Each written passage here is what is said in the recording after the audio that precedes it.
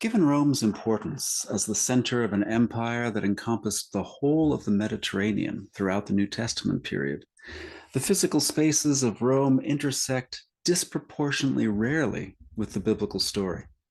It emerges as Paul's destiny late in Acts as a result of his appealing to have his case heard in the highest courts of the empire. This seems to be the manner in which a word spoken twice by the Lord to Paul earlier in Acts finds fulfillment. But upon Paul's arrival at last in the capital city, we see him only in his own rented dwelling, meeting with local leaders of the Jewish community, all the while with his Roman guard on duty. Paul wrote what is arguably his most substantial letter to the Christians in Rome, but we learn surprisingly little about their own conditions there from Paul's letter, no doubt because he himself had not yet been to the city nor interacted with more than a few dozen Christians who will find themselves present in Rome at the time of his writing, hence the greetings in Romans 16, verses 3 to 16. In 2 Timothy, we find that a man named Onesiphorus had successfully navigated the urban jungle of Rome to bring relief and support to Paul during one of his imprisonments there. Rome was perhaps the most permanent home for Aquila, originally a native of Pontus in northern Turkey, and Priscilla, who lived there for an undisclosed period prior to the Emperor Claudius's expulsion of Jews from Rome because of some disturbances caused by a troublemaker named Chrestus, according to Suetonius. While Chrestus is attested as a slave's name in the period, it is tempting to believe that Suetonius misunderstood the cause of these disturbances, which were really the result of inner Jewish conflict over claims concerning Christus or Christos. It was this expulsion, dated to AD 49, that brought Priscilla and Aquila to Corinth and thus into Paul's orbit. This important couple found their way back to Rome prior to Paul's writing his letter to the churches there, in which he sends fond greetings to his old partners in mission. The origins of the Christian communities in Rome are shrouded in mystery. According to Luke, Jewish pilgrims from Rome, and perhaps Gentile God-fearing pilgrims as well, were present at Pentecost to hear Peter's inspired proclamation of the good news, as we read in Acts chapter 2, verses 10 and 11. Some of these pilgrims may have been won to the new movement and eventually taken word of the Christ followers' confession and way of life back to Rome with them. The list of greetings that Paul sends along with his letter, on the other hand, is also a list of associates and relatives of Paul who may themselves have been instrumental in building up the Christian community there, if not planting some sizable portion of it themselves. The notices of the hard work of many of these sisters and brothers may refer to their church planting and nurturing activity in Rome, as is at the very least the case for the Mary lauded in Romans 16:6. The Christian movement grew sufficiently large to be noticed by Nero and his informants and selected for scapegoating. Christians apparently also lived in sufficiently high tension with their neighbors for this scapegoating to be greeted without resistance, and perhaps even with pleasure, by the general population of the city, as we read in Tacitus' Annals, Book 15, Section 44. Despite the relatively few times in which we encounter Christians in Rome in the pages of the New Testament, we remain aware nevertheless of Rome and its impact upon the Mediterranean at every turn. The life of Jesus and the written corpus of the New Testament all take shape within the frame of Roman imperialism, as, for example, the presence of the Roman imperial machinery of prefects, tribunes, centurions, and soldiers in Judea bear repeated witness. Rome is the ideological center of the world into which the church was born, a center against which many of the early church's leaders defined the ideology of the new movement. In some instances, this opposition remains somewhat subtle as in Luke's depiction of good news, that means peace for the world, coming by means of the birth of a Savior who is not Augustus in Luke chapter 2, or in Luke's reassertion of a geography that places Jerusalem at the center of the world and Rome at the ends of the earth, by virtue of being the location at which the story of the gospel's progress from Jerusalem to the ends of the earth ends. In other instances, this opposition is overt and unsparing, as in John the Seer's caustic portrayal of Roman imperialism, its mechanisms, its effects, and its destiny in a just universe in the book of Revelation, especially featured in Revelation chapters 17 through 19. The geographic location of Rome is well suited to a city that would grow in importance over the centuries since its first settlement. Located primarily on the eastern shore of the river Tiber, in a great bend of the river, as well as at a juncture where several established ancient land routes crossed the river at a low point, it was well placed for trade by land and water, and later for the coordination of communications and movements throughout a larger empire. The Tiber River emptied into the Mediterranean about 20 miles downriver from Rome at the port of Ostia, giving the city fairly ready access to sea trade. The 7 hills across which the city eventually spread, the Palatine, the Capitoline, Quirinal, Viminal, Esquiline, Caelian, and Aventine, provided a defensible position for a growing settlement and later city. Virgil, Ovid, and Martial all speak of the city as Urbs Septicalis, a 7-hilled city, in their poetical works. Plutarch and Varro both refer to an obscure festival called Septimontium, connected with the growth of the city to encompass its 7th hill. All but the Caelian were enclosed within the city's walls in the Republican period, indeed by the 4th century BC. By the time of Augustus, however, the city had outgrown its walls, most of which had either fallen into disrepair or been hidden, as the city literally grew up around and against them on both sides. Rome's transition from a walled city to an open city with no need of defensive fortifications was the result of Augustus's establishment of the Roman peace, which meant both bringing an end to the civil wars and pushing back the frontiers of potentially hostile forces so far from the city as to render Rome's walls superfluous. The legions on the distant frontiers became, as it were, the city's walls. The city of Rome was the beating heart of the empire that encompassed the lands around the entire Mediterranean. The symbol of the eagle, standing in victory and domination over the globe, was an apt depiction of the power and influence of the city's power brokers. Rome was indeed, as John would put it in Revelation 17, the great city that rules over the kings of the earth. It was also the parasitic and insatiable consumer of the world's goods, for which John would sharply criticize it in Revelation chapter 18. The grandeur of Rome came from its siphoning off the resources and wealth of its conquered territories and vassal states around the Mediterranean. While Rome only had emperors beginning in the late 1st century BC, it had an empire from the early years of the 2nd century BC, as it began to take over the lands of Greece and North Africa. The public architecture of the city was designed above all to impress, to create a visual image that matched its leaders' propaganda about its greatness, its eternity, its achievement. Brick and marble everywhere gave eloquent testimony to Rome's grandeur, power, and wealth.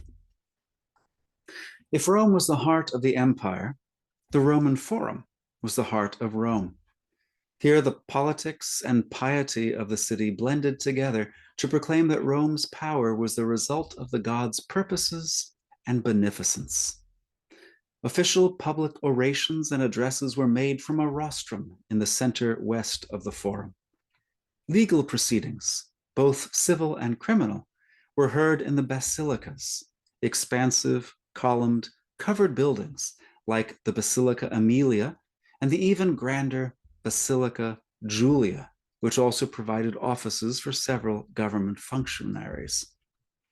Julius Caesar, first a member of the triumvirate that included Sextus Pompeius and Marcus Licinius Crassus, and later the sole surviving autocrat, had undertaken the construction of the latter basilica, funding the operation with spoils from the conquest of Gaul, including the proceeds from the sale into slavery of tens of thousands of prisoners of war. Across the forum, the Senate, composed essentially of Rome's male millionaires from its most distinguished families, met in the Curia Julia to decide Roman policy to the extent that Julius and his successors, the emperors, would allow them. Julius had prepared for the renovation of this structure, though his assassination in 44 BC left it to his successor, Octavian, later Augustus, to execute. Julius also began the first major expansion of the Republican Forum, building the Forum of Caesar north and northwest of the Curia Julia. This created additional public spaces for offices, meetings, and the conducting of the business of empire, all under the watchful shadow of a new temple to Venus Genetrix. The epithet of the goddess Genetrix refers to the myth of Venus's having fallen in love with the Trojan Anchises and giving birth to his son Aeneas, the mythical hero of the Roman people whose story is told in Virgil's Aeneid. But Julius Caesar also traced the mythical ancestry of the Julii family line back through the line of Aeneas to the goddess, making his new forum a blatant witness to his own propaganda. The business of the Roman Forum took place under the watchful eye of the gods. A temple toward the east end of the Forum was dedicated to Vesta, the goddess of the hearth. 6 virgin priestesses tended the sacred fire that represented the hearth, not just of a single family, but of the entire Roman people, the larger family of which the emperor himself was the head as pater patriae, father of the fatherland. These Vestal virgins lived in a villa adjacent to the temple. Their celibacy during their 30-year term as priestesses bought them freedom from being under a man's authority and often significant influence with the emperors and their court. A temple to Castor and Pollux stood between the temple of Vesta and the Basilica Julia to the west. Castor and Pollux were twins and half-brothers at the same time. Both were born of Leda, but Pollux had been sired by Zeus disguised as a swan, while Castor was the son of Leda's mortal husband. They were famous for their brotherly affection, typified in Pollux's gift of half of his immortality to Castor, so that they could share 6 months in Olympus at the price of sharing 6 months in Hades. They are seen in the constellation Gemini and were the patron gods of sailors and cavalry. Indeed, the twin brothers watched over the path of the Alexandrian grain ship that took Paul from Malta to Puteoli as the ship's figurehead in Acts 28, verse 11. Castor was also an important precedent for a mortal becoming divine, and no doubt eased developments for the emperors and their worship in Rome after their deaths.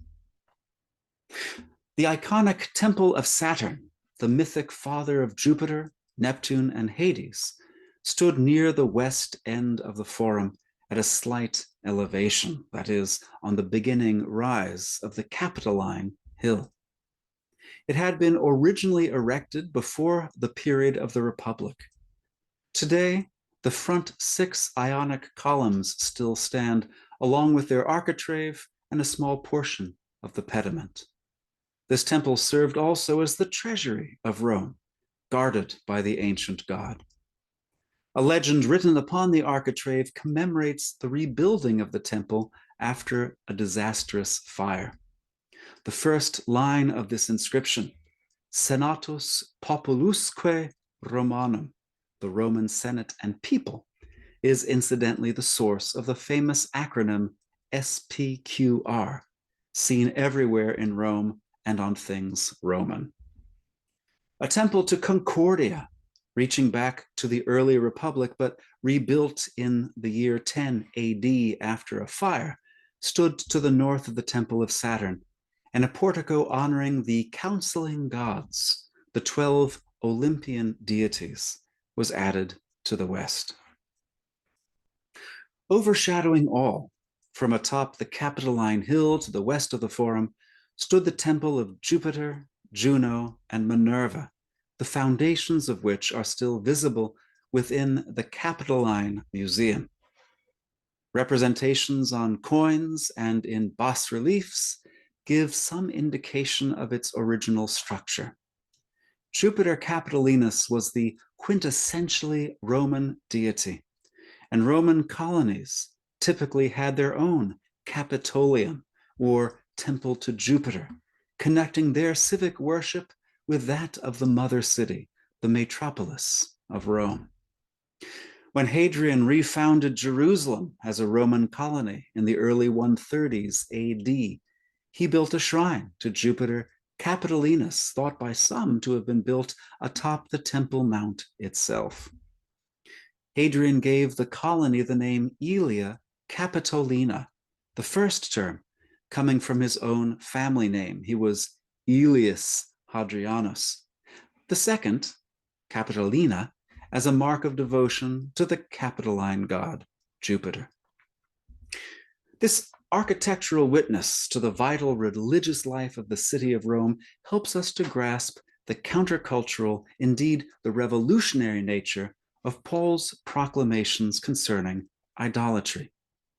Paul foregrounds this in the opening paragraphs of the body of his letter to the Christians in Rome, where idolatry, taking the worship due to the one and only God, the God of Israel, and giving it instead to all these human-made images, is the source of all the moral chaos that plagues human society, rather than the reflection of core civic values, like piety, giving the gods their due, showing solidarity with one's fellow citizens in petitioning and thanking the gods as a community.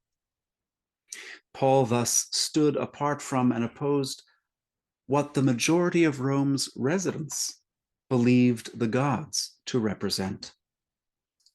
Like other early Christian missionaries, and indeed like many Hellenistic Jews, Paul believed that all this alleged piety had only served to incur the wrath of the one true God and alienate human beings from God's favor.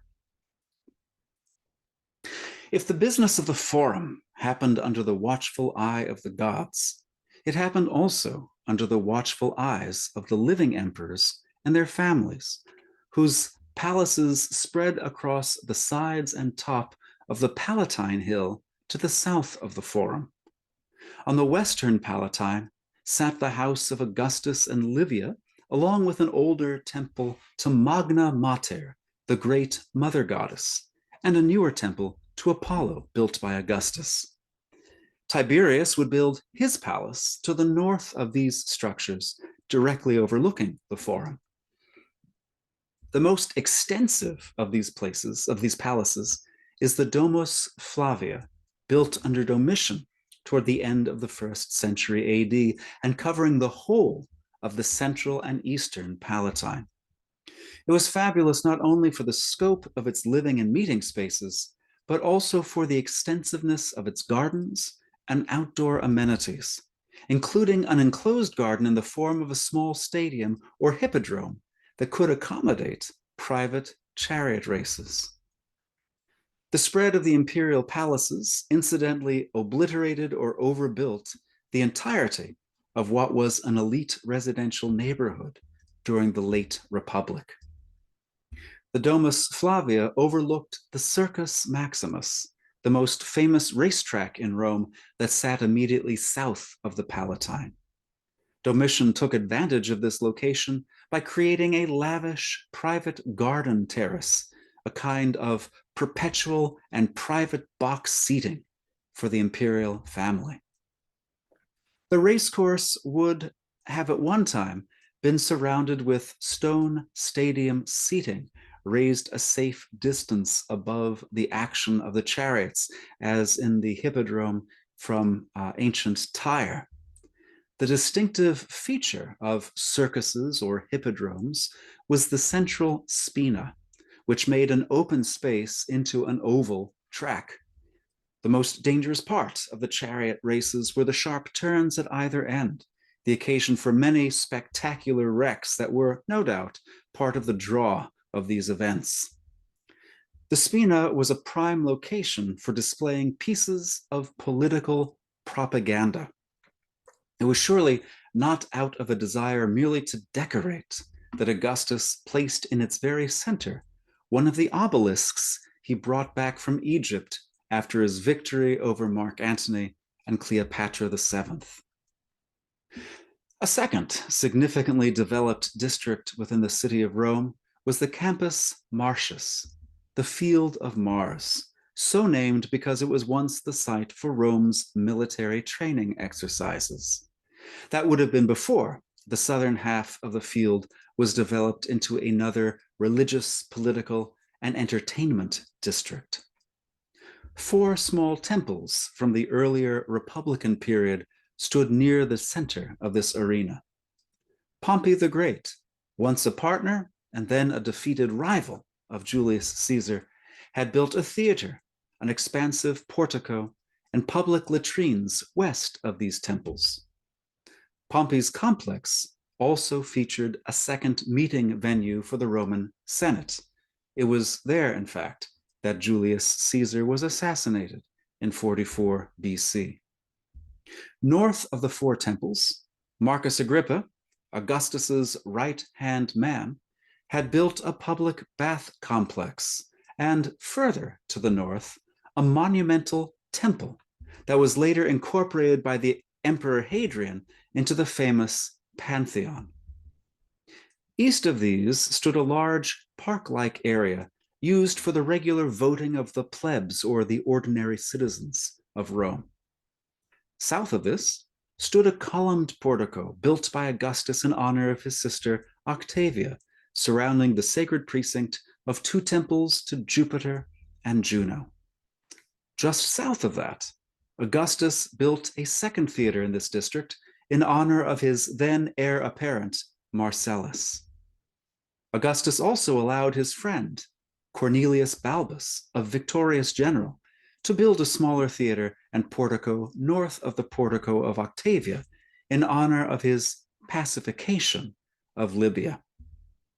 These theaters would have featured performances of Roman comedy, such as those written by Plautus and Terence, tragedy, such as Seneca wrote, bawdy farces, and pantomimes. Nero would build a public bathhouse in the area northwest of Agrippa's temple, and Domitian would build an Odeon and stadium, the contours of which remain clearly visible in the oval-shaped Piazza Navona further west. Southwest of the Roman Forum, on the banks of the Tiber, is the Aventine Hill, which had grown to become an important quarter for merchants and manual laborers. This was the major offloading area for shipments coming up the Tiber from the port of Ostia at the river's mouth, with wharves and warehouses lining the Tiber at this point. The Aventine was also one of a number of sites where great amounts of grain were stored to keep the citizens of Rome supplied with their daily rations of wheat for baking bread. An ironic monument to the massive amounts of supplies that passed through the port here is the so-called Monte Testaccio, a 120-foot high mountain made from the discarded amphorae and other clay vessels used chiefly to bring olive oil to Rome from Spain and North Africa. Other large market areas were to be found in the areas alongside the Tiber north of the Aventine, including a vast livestock market and a produce market. We must never forget the economic realities required to support the population of 1 million in this city at the heart of an empire, a population that, as far as the Roman elites were concerned, the provinces existed to serve and supply. One story that particularly merits attention, and one that can be plainly read from the architectural landscape of early imperial Rome, is the story of Octavian, who would become known as Augustus, Rome's first emperor proper. The story of Augustus is to Rome what the infancy narratives of Matthew and Luke are to the Gospels. Augustus's birth was, in the words of an inscription by the Provincial Council of Asia Minor, also, quote, the beginning of good news. This inscription, the Priene calendar inscription, employs a form of the Greek word euangelion, or gospel, good news, to talk about the significance of Augustus, lauded as a god and bringer of peace for the world, using this language notably at least 8 decades before Luke would write his gospel.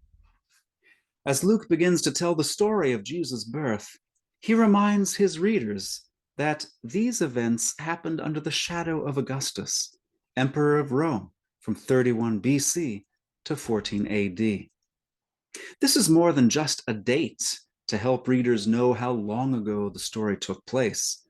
It is a subtle invitation to read the story that would follow, the story of a Son of God who would be a savior to the people and usher in a reign of peace and well-being for all nations, over against the story of Augustus, who had been painted in very similar hues. Luke's own view of which story is true, of course, is clear from the beginning. God's own angels announce the birth of this Savior and affirm the promise of peace that this Son of God would bring to the world.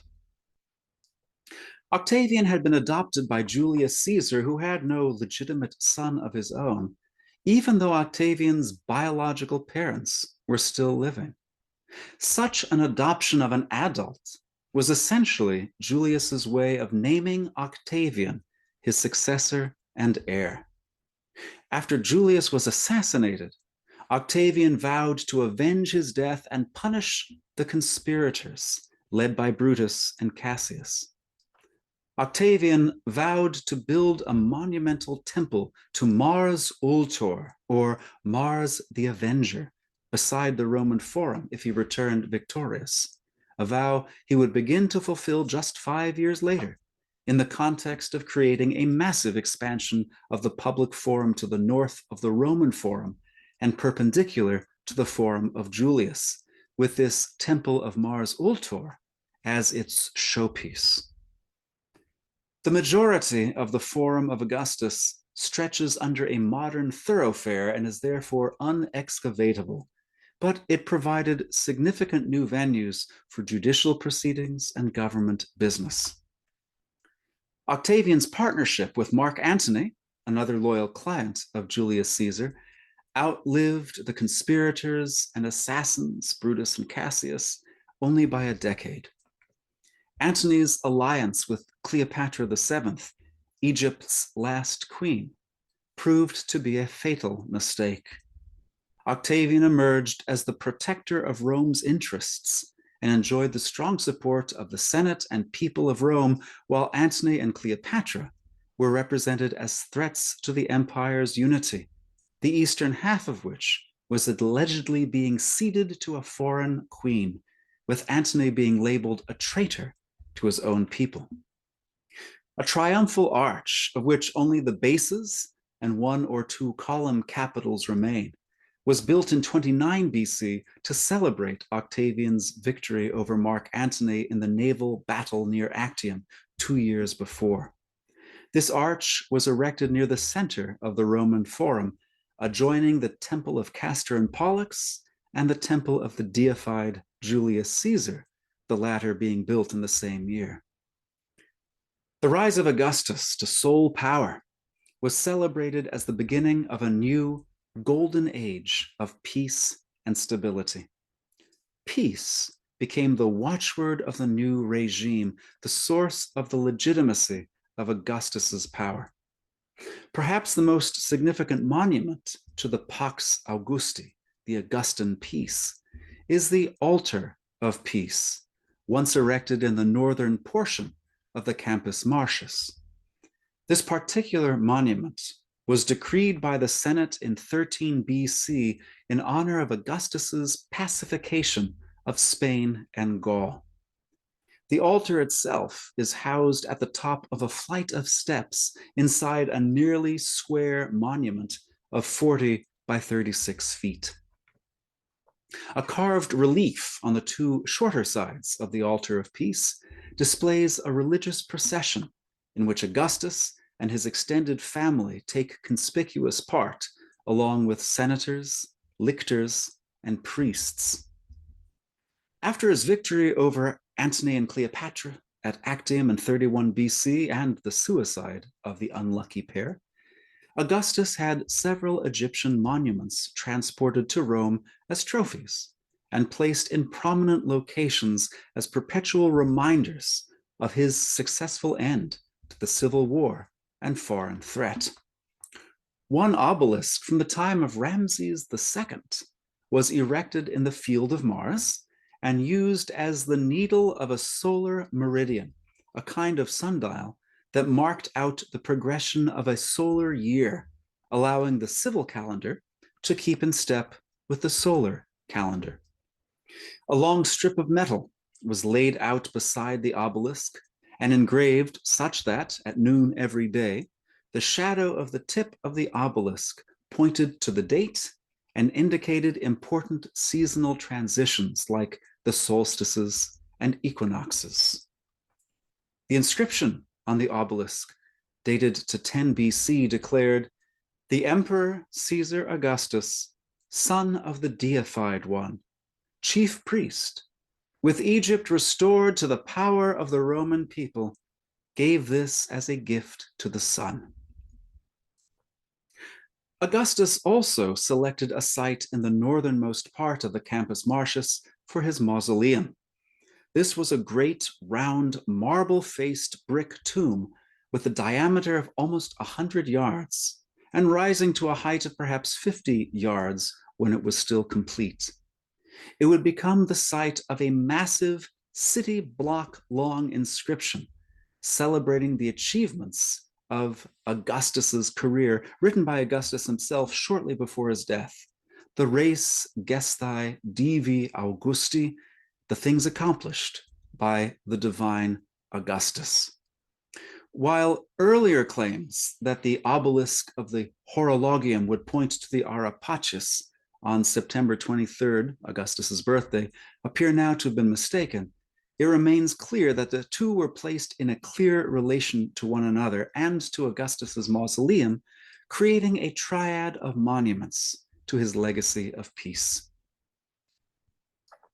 An essential claim to legitimate power for Augustus was his adoption by Julius Caesar, and thus his inheritance not only of Julius's estates and wealth, but also of the loyalty of Julius's client base.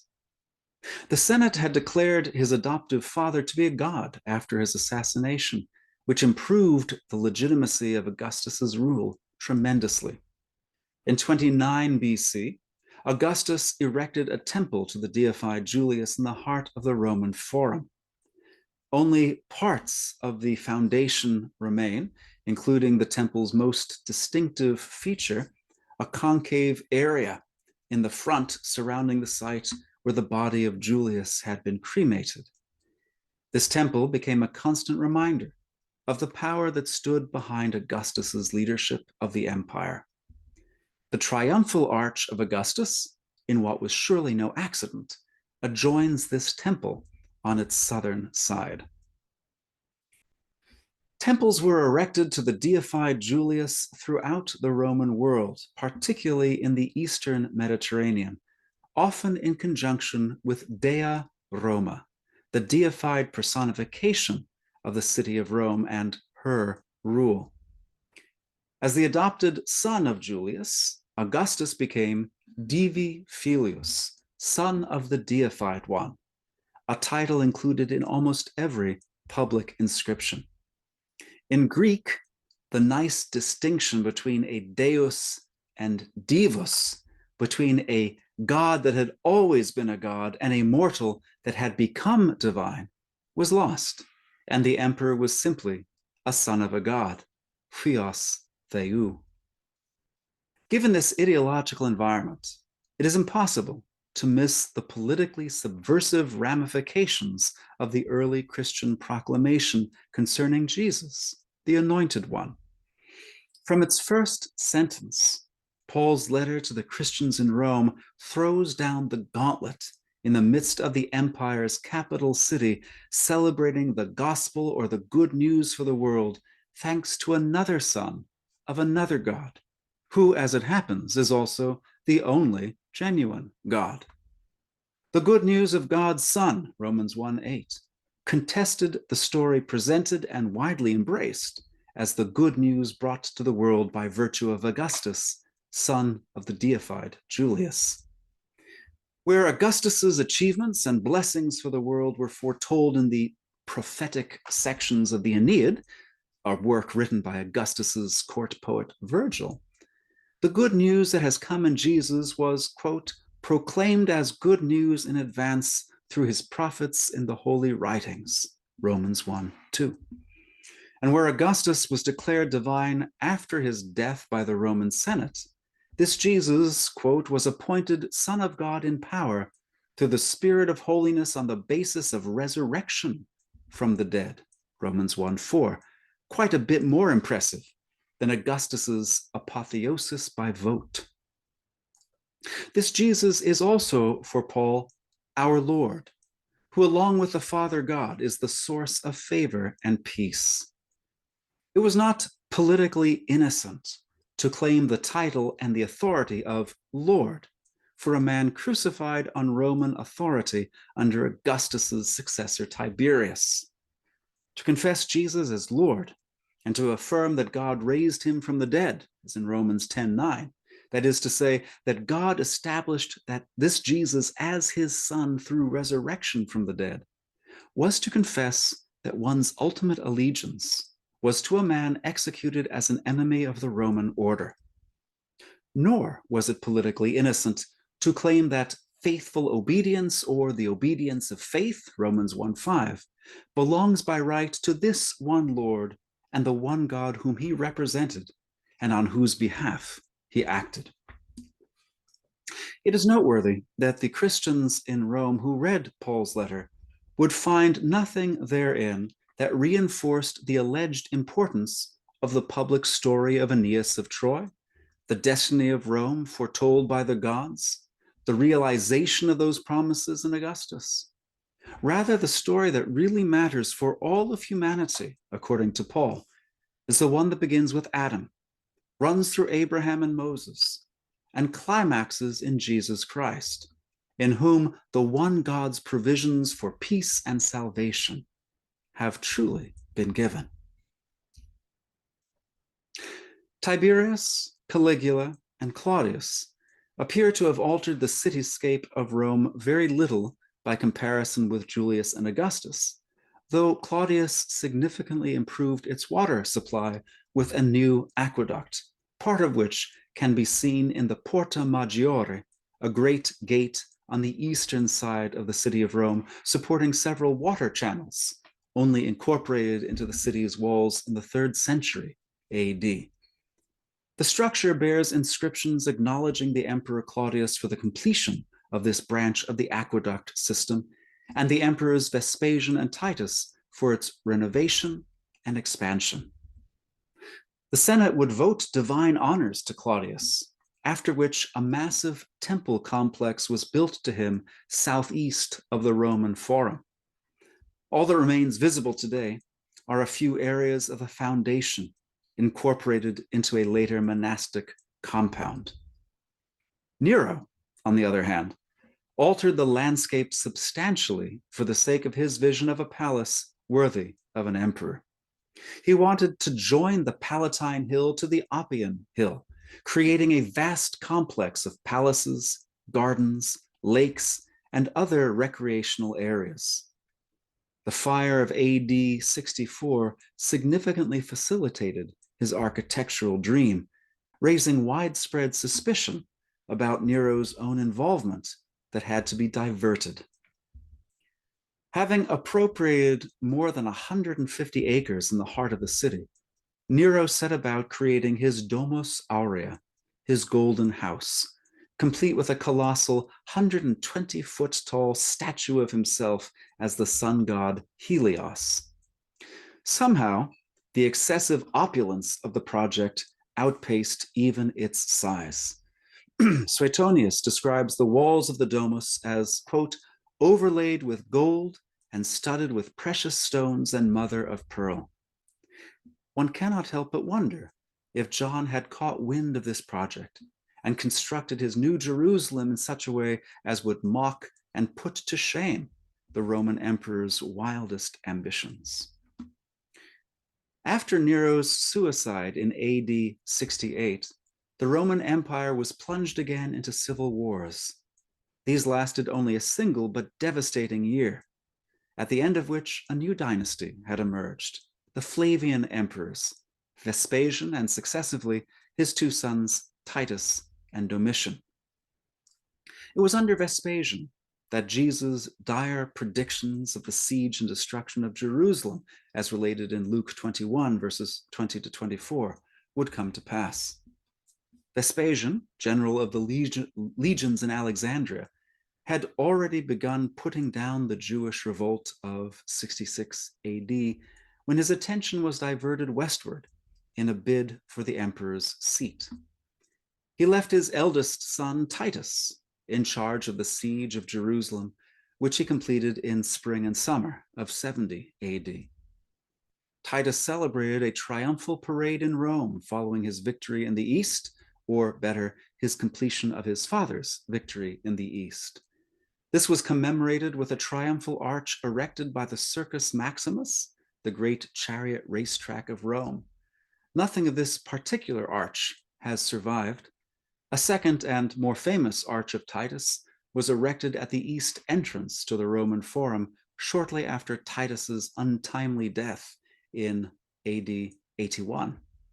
This monument also chiefly commemorates Titus's successful suppression of the Judean revolt.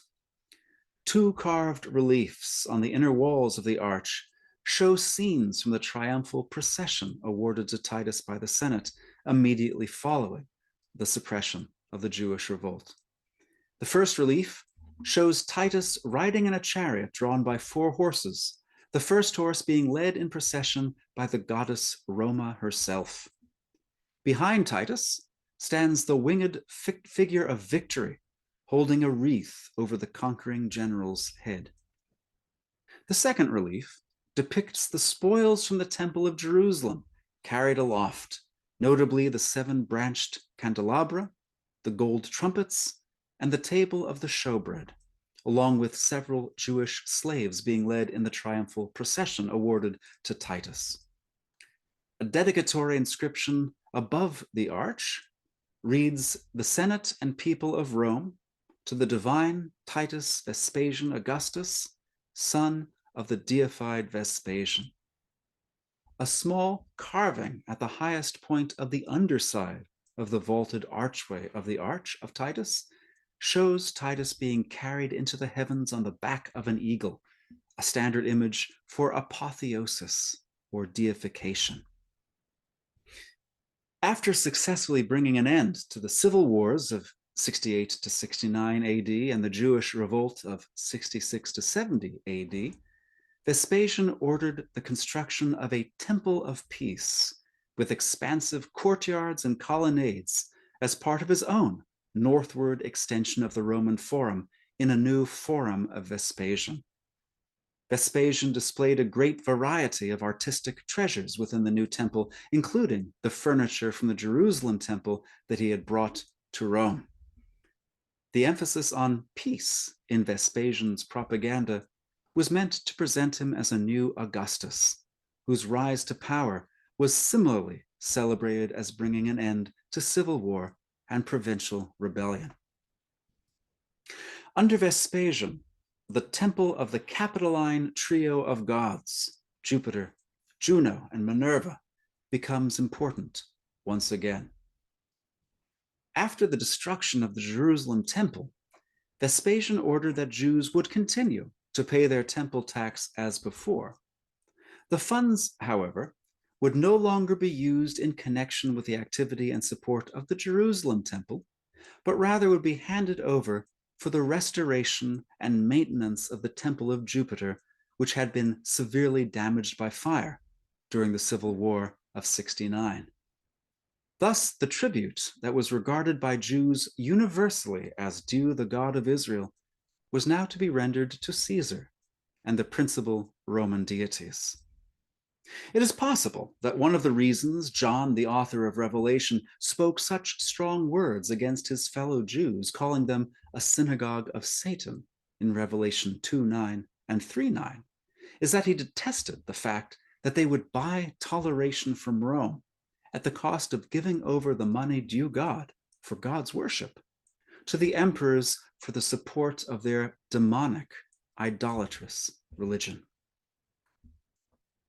Vespasian also began construction on the massive Flavian amphitheater, more popularly known as the Colosseum, derived from the fact that it stood right across from the Colossus of Nero, which was reworked after more traditional images of the sun god Helios after Nero's suicide. Vespasian made a powerful statement here, returning to popular use a large piece of the land that Nero had co-opted for his Domus Aurea. The work was completed under Titus. The whole measures 615 by 510 feet on its two axes, with the arena floor measuring 246 by 144 feet. The seating capacity of its 4 tiers of bleachers, rising to a height of 150 feet, exceeded 50,000. Seats were reserved by social class, with the senators in the lowest and therefore best seats, the equestrians or knights above them, and the plebs, the ordinary citizens of Rome, in the tiers above them. At the very top, the poorest and slaves enjoyed a distant view of the action. The emperor and special dignitaries like the Vestal Virgins enjoyed a special box in the center of one of the long sides, and the images of the gods enjoyed a similar box on the opposite side. The arena was equipped with an extensive series of tunnels, lifts, and trap doors that allowed different points of entry for different combatants, beasts, or machinery.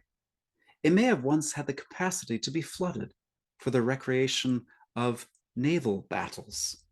It had, in other words, the best capacity for special effects available in the 1st century. An inscription claimed the project to have been funded from the spoils of the Jewish war, including the proceeds from the sale of tens of thousands of Jewish prisoners of war as slaves. A large gladiatorial training school, the Ludus Magnus, stood east of the Colosseum. An underground tunnel gave combatants access to the arena. Titus also constructed a new bath complex just northeast of the Colosseum, a substantial complex covering about 2/3 the area of the Colosseum itself as a public benefaction, notably extending his father's policy of returning to popular use land that Nero had appropriated, and doing so once again by providing a highly functional public building. During his short reign, Titus began construction on a new temple to be dedicated to his deified father Vespasian, to be located between the ancient Temple of Saturn and the Temple of Concordia. After Titus's early death, his younger brother and successor Domitian, the last emperor of the Flavian dynasty, oversaw the completion of the temple and its dedication to both Vespasian and Titus together. Even though it was squeezed in to the space between existing temples, the temple of the deified Vespasian and Titus had a commanding location above the eastern part of the Roman Forum. The architrave of the temple of the deified Vespasian and Titus was decorated, at least in part, with the sacred tools and paraphernalia of Roman priests, recalling the emperor's own role as Pontifex Maximus, or chief priest in the Roman world. We have focused thus far on essentially the grand public areas of Rome, the political, religious, and judicial spaces of Rome, as well as the places of public entertainment. But Rome was a city of approximately 1 million people, and the majority of the cityscape was occupied by their residences, workshops, and supporting structures like the ancient fast food joints and taverns that sustained them, and the hundreds of smaller bath facilities that kept them feeling civilized. These bath facilities would come increasingly to be surpassed and replaced by the monumental bath facilities built under Trajan, Caracalla, and Diocletian in the centuries to follow. The most elite Romans lived in private homes that might span half or all of a city block, with some of the frontage rented out to shops of one kind or another, often with living quarters, think of little more than a loft, above the shop for the renters and their families. The elite domus itself was largely a single-story residence with a high ceiling, its rooms arranged around an open atrium in the front half and an open columned courtyard in the rear half. These openings would provide the greater part of the light and ventilation for the entire dwelling.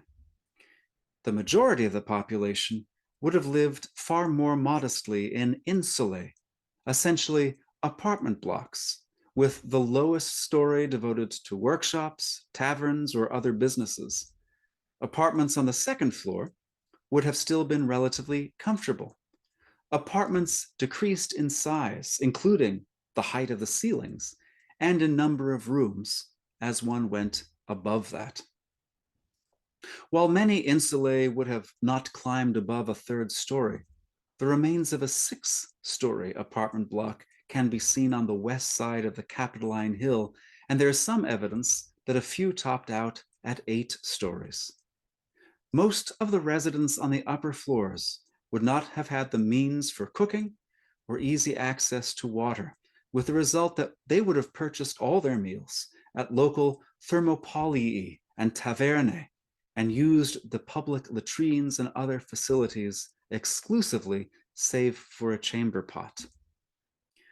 One particularly unsavory residential area was the Sabura, immediately northeast of the Forum of Augustus, which Augustus cordoned off with a 30-foot high wall. These insulae would likely be more the world of those house churches that gathered in Rome to hear, for example, Paul's letter and bid for support for his ongoing mission to the West, though the possibility always exists that a few elite families were won to the new faith and opened up their domos to the assembly. An important aspect of Paul's letter to the Roman Christians, and indeed an important aspect of their congregational life, is the presence of Jewish Christians in their midst. Unfortunately, although there are substantial literary witnesses to the presence and to the fortunes of the Jewish community in Rome, there are almost no archaeological witnesses to their presence above the ground. Rather, historians have relied on the epigraphic or inscriptional evidence to be found in the subterranean burial complexes of the Jewish community used throughout the Roman period. Iconography makes it fairly easy to determine which sites were used by the Jewish community for burial. Scores of epitaphs are engraved with religious symbols, above all, the distinctive 7-branched candelabra, the menorah, associated with the temple in Jerusalem. These inscriptions reveal the presence of at least 11 distinct synagogues in Rome. A synagogue of the Hebrews, which is most likely the oldest synagogue given the general name, a synagogue of the Agrippensians, named in honor either of Marcus Agrippa, Augustus's right-hand man, and through his close friendship with Herod, a protector of Jewish rights, or one of the first century AD kings of Judea, Agrippa I or Agrippa II, both of whom spent significant time in Rome and might be presumed to have formed bonds with the Jewish community there. A synagogue of the Augustesians, a name bearing witness to the high regard in which the Jewish community held Augustus, who affirmed and protected Jewish rights to follow their own laws, to collect and send money to the temple in Jerusalem, to be exempted from military service, which would conflict both with honoring the Sabbath and the avoidance of idolatry throughout the empire, as well as several other synagogues that appear to have been named after the districts in which they were located. The Jewish community, either in whole or in substantial part, had been subjected to sporadic evictions from the city of Rome due to what were deemed inappropriate behaviors in the capital city. The conversion of Roman elites prompted expulsions in 139 BC and AD 19. The Jews expelled under Claudius in AD 49 returned to congregations that had been shaped and led by Gentile Christians for between 5 to 7 years. And there are indications in Paul's letter to the Christians in Rome that reintegration was not going smoothly. Hence his careful elimination of Jewish privilege in God's sight in the opening chapters, his equal elimination of Gentile self-sufficiency and arrogance in chapters 9 to 11, and his urging of mutual acceptance, even in the face of making room once again for and honoring diversity of practice where foods, days of worship, and the like were concerned. The wealth, luxury, and ostentation embodied in the public spaces of Rome and the semi-private homes of its rulers were the prizes of conquest and political intimidation. They were spoils rather than wages or rewards. The growth of the Jewish community in Rome could swell through deportation of Jews from Judea as slaves, as in the case of Pompey the Great's siege of Jerusalem in 63 BC, or Titus's in AD 70, or it could be decimated through exile, as under Tiberius and Claudius. The temples dedicated to its deified deceased rulers were the ultimate attempts to legitimate Rome's imperialism, not just as the will of the gods, but as the achievement of gods. It is interesting in this context to consider Paul's advice to Roman Christians in the 13th chapter of his letter to them. On the one hand, he wisely advises submission to Roman authorities and promotes such submission as an attitude aligned with God's will for ordinary people. On the other hand, and in keeping with his subversion of the imperial ideology of the emperors as divine sons, whose accession to power was good news for the world, he conceptually submits these same authorities to a higher authority, namely the God of the Jewish and Christian communities. The authorities are, even if they are themselves unaware, servants of the one God, the God of Israel, who uses them to promote virtuous conduct and to curtail vicious conduct. This is, incidentally, the authorities' mandate.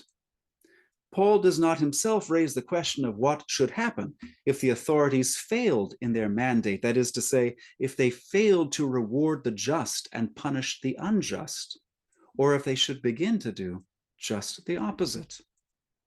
That would fall to the more prophetically minded among the early Christians. John the Seer, for example, contemplated Rome's imperial practices and the fruits of Rome's hegemony over the circle of lands around the Mediterranean, most notably the violence to which the empire resorted as its final argument, and spoke out boldly and prophetically against them in the name of the God they had failed to serve. John could not believe that the God of Israel, the God of the prophets, would allow such a regime to continue long.